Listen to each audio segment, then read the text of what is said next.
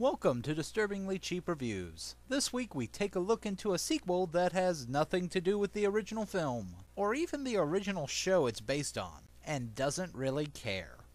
It's SWAT Firefight. Now to preface, I've never seen the SWAT TV show, but I have seen the original movie that starred a slew of recognizable actors. But for this one, we follow a Los Angeles SWAT officer played by Gabriel Macht. Mocked? Macha?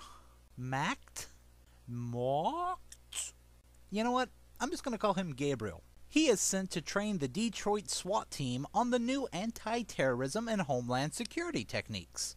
Along the way, he starts to fall for the local police psychologist and her insanely tight business clothes. However, when a hostage call turns deadly, Gabriel finds himself the target of a relentless and rather crazy government agent played by Robert Patrick, who vows revenge on Gabriel and the entire SWAT team for the death of the woman he loved. And let's be honest, how many times has a plot like this been used in an action movie?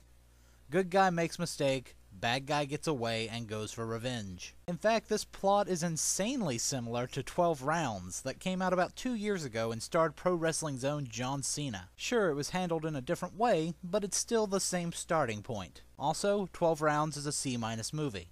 Moving on, this movie is packed with cliches, slow motion walks, people saying that isn't happening, and then the immediate scene cuts to that happening. Also, you can expect a hotshot rookie who doesn't want to do all that he's told, and numerous other things that you have seen before in other action movies. Uniquely enough, they handle them well enough that they don't annoy too much. You can expect a lot of quick, MTV-style direction, which makes perfect sense as the director Benny Boom, who has helmed such songs as Akon's Smack Dat, T-Pain's Buy You a Drank, and Fantasia's I'm Doing Me.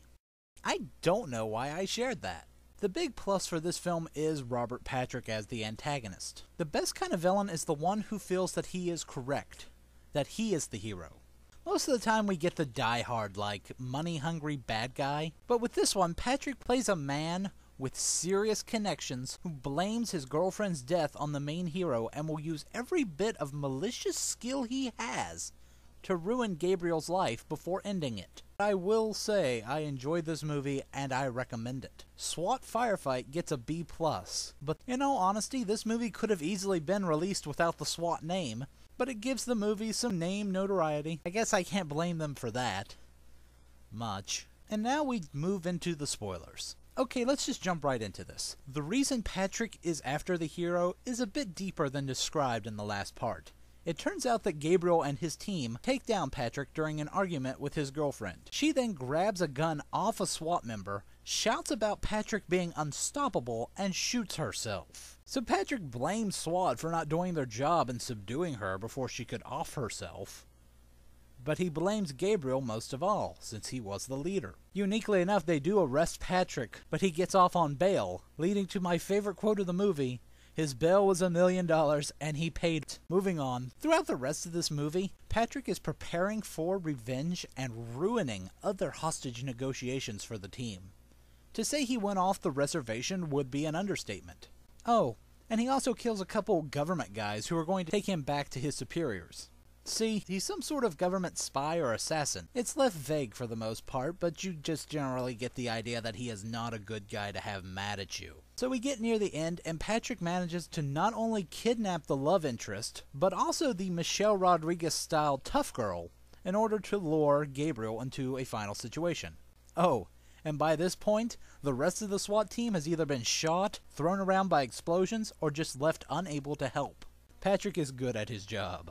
So after a brief firefight with Patrick's lackey, Gabriel frees the tough girl who exits. He then finds his girl, but Patrick is there too. She is wrapped up in explosives. He is holding the dead man switch that could make her go boom at any moment. At which point he takes a gun, points it to his head, and commands Gabriel to convince him not to kill himself. For a seemingly throwaway action movie direct to DVD, I thought that was a really tense moment, up until the point where Patrick reveals that his gun is empty. But those few moments before he reveals that, That was tense. Anyway, hero and villain clash, while the tough girl has went to another building nearby and manages to snipe the ropes holding the love interest. She removes her explosives, Gabriel takes them, and then throws them at Patrick, who goes out a window just as the explosion occurs for a nice big bang of a finale. So yes, it's a happy-ish ending. The good guy gets his girl, the bad guy dies.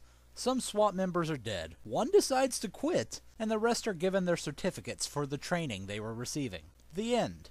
As I said before, I felt that this was a well-paced action story and delivered well enough to entertain throughout. I even kinda liked it better than the original SWAT movie, which I personally thought only got by having the cast that it did. I know that's probably just me, but that's exactly who's giving the review. So until next time, hire Robert Patrick to be your villain.